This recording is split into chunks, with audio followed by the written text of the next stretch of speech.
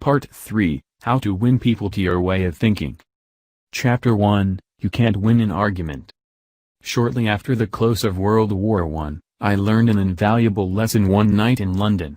I was manager at the time for Sir Ross Smith. During the war, Sir Ross had been the Australian ace out in Palestine, and shortly after peace was declared, he astonished the world by flying halfway around it in 30 days. No such feat had ever been attempted before. It created a tremendous sensation. The Australian government awarded him $50,000, the King of England knighted him, and, for a while, he was the most talked about man under the Union Jack. I was attending a banquet one night given in Sir Ross's honor, and during the dinner, the man sitting next to me told a humorous story which hinged on the quotation, "There's a divinity that shapes our ends, rough hew them how we will." The raconteur mentioned that the quotation was from the Bible. He was wrong. I knew that. I knew it positively. There couldn't be the slightest doubt about it. And so, to get a feeling of importance and display my superiority, I appointed myself as an unsolicited and unwelcome committee of one to correct him. He stuck to his guns. What? From Shakespeare? Impossible. Absurd. That quotation was from the Bible. And he knew it. The storyteller was sitting on my right, and Frank Gammond, an old friend of mine, was seated at my left. Mr. Gammond had devoted years to the study of Shakespeare. So the storyteller and I agreed to submit the question to Mr. Gammond. Mr. Gammond listened, kicked me under the table, and then said, "Dale, you are wrong. The gentleman is right. It is from the Bible." On our way home that night, I said to Mr. Gammond, "Frank, you knew that quotation was from Shakespeare?" "Yes, of course," he replied, "Hamlet, Act 5, Scene 2. But we were guests at a festive occasion, my dear Dale. Why prove to a man he is wrong? Is that going to make him like you? Why not let him save his face? He didn't ask for your opinion. He didn't want it. Why argue with him? Always avoid the acute angle." The man who said that taught me a lesson I'll never forget. I not only had made the storyteller uncomfortable, but had put my friend in an embarrassing situation. How much better it would have been had I not become argumentative. It was a sorely needed lesson because I had been an inveterate arguer. During my youth, I had argued with my brother about everything under the Milky Way. When I went to college, I studied logic and argumentation and went in for debating contests. Talk about being from Missouri, I was born there. I had to be shown. Later, I taught debating and argumentation in New York, and once, I am ashamed to admit, I planned to write a book on the subject. Since then, I have listened to, engaged in, and watched the effect of thousands of arguments. As a result of all this, I have come to the conclusion that there is only one way under high heaven to get the best of an argument, and that is to avoid it. Avoid it as you would avoid rattlesnakes and earthquakes. 9 times out of 10, an argument ends with each of the contestants more firmly convinced than ever that he is absolutely right. You can't win an argument. You can't, because if you lose it, you lose it, and if you win it, you lose it. Why? Well, suppose you triumph over the other man and shoot his argument full of holes and prove that he is non compos mentis. Then what? You will feel fine. But what about him? You have made him feel inferior. You have hurt his pride. He will resent your triumph. And, a man convinced against his will is of the same opinion still. Years ago Patrick J. O'Hare joined one of my classes. He had had little education, and how he loved a scrap. He had once been a chauffeur, and he came to me because he had been trying, without much success, to sell trucks. A little questioning brought out the fact that he was continually scrapping with and antagonizing the very people he was trying to do business with. If a prospect said anything derogatory about the trucks he was selling, Pat saw red and was right at the customer's throat. Pat won a lot of arguments in those days. As he said to me afterward, I often walked out of an office saying, "I told that bird something." Sure, I had told him something, but I hadn't sold him anything. My first problem was not to teach Patrick J.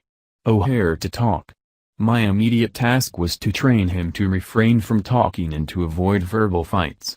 Mr. O'Hare became one of the star salesmen for the White Motor Company in New York. How did he do it? Here is his story in his own words. If I walk into a buyer's office now and he says, "What? A white truck? They're no good. I wouldn't take one if you gave it to me. I'm going to buy the Who's It truck," I say. The Who's It is a good truck. If you buy the Who's It, you'll never make a mistake. The Who's It's are made by a fine company and sold by good people. He is speechless then. There is no room for an argument. If he says the Who's It is best and I say sure it is, he has to stop. He can't keep on all afternoon saying, it's the best when I'm agreeing with him. We then get off the subject of Who's It and I begin to talk about the good points of the white truck. There was a time when a remark like his first one would have made me see scarlet and red and orange. I would start arguing against the Who's It, and the more I argued against it, the more my prospect argued in favor of it, and the more he argued, the more he sold himself on my competitor's product. As I look back now I wonder how I was ever able to sell anything. I lost years of my life in scrapping and arguing. I keep my mouth shut now. It pays. As wise old Ben Franklin used to say, if you argue and rankle and contradict, you may achieve a victory sometimes, but it will be an empty victory because you will never get your opponent's goodwill. So figure it out for yourself. Which would you rather have, an academic, theatrical victory or a person's goodwill? You can seldom have both. The Boston Transcript once printed this bit of significant doggerel: here lies the body of William J., who died maintaining his right of way. He was right, dead right, as he sped along, but he's just as dead as if he were wrong. You may be right, dead right, as you speed along in your argument, but as far as changing another's mind is concerned, you will probably be just as futile as if you were wrong. Frederick S. Parsons, an income tax consultant, had been disputing and wrangling for an hour with a government tax inspector. An item of $9,000 was at stake. Mr. Parsons claimed that this $9,000 was in reality a bad debt, that it would never be collected, that it ought not to be taxed. "Bad debt, my eye," retorted the inspector. "It must be taxed." This inspector was cold, arrogant and stubborn, Mr. Parsons said as he told the story to the class. Reason was wasted and so were facts. The longer we argued, the more stubborn he became. So I decided to avoid argument, change the subject, and give him appreciation. I said, I suppose this is a very petty matter in comparison with the really important and difficult decisions you're required to make. I've made a study of taxation myself. But I've had to get my knowledge from books. You are getting yours from the firing line of experience. I sometimes wish I had a job like yours. It would teach me a lot. I meant every word I said. Well. The inspector straightened up in his chair, leaned back, and talked for a long time about his work, telling me of the clever frauds he had uncovered. His tone gradually became friendly, and presently he was telling me about his children. As he left, he advised me that he would consider my problem further and give me his decision in a few days. He called at my office 3 days later and informed me that he had decided to leave the tax return exactly as it was filed.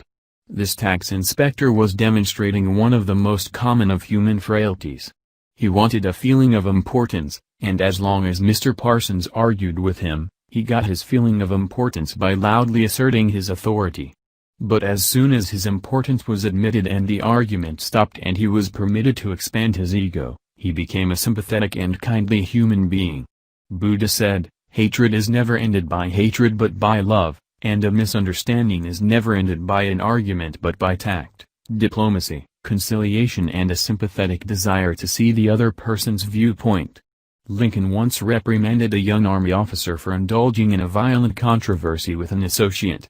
"No man who is resolved to make the most of himself," said Lincoln, "can spare time for personal contention. Still less can he afford to take the consequences, including the vitiation of his temper and the loss of self-control. Yield larger things to which you show no more than equal rights, and yield lesser ones though clearly your own. Better give your path to a dog than be bitten by him in contesting for the right. Even killing the dog would not cure the bite." In an article in Bits and Pieces, Some suggestions are made on how to keep a disagreement from becoming an argument. Welcome the disagreement.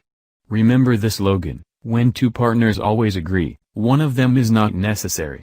If there is some point you haven't thought about, be thankful if it is brought to your attention.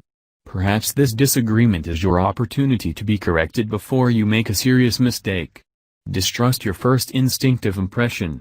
Our first natural reaction in a disagreeable situation is to be defensive. Be careful. Keep calm and watch out for your first reaction. It may be you at your worst, not your best. Control your temper. Remember, you can measure the size of a person by what makes him or her angry. Listen first. Give your opponents a chance to talk. Let them finish.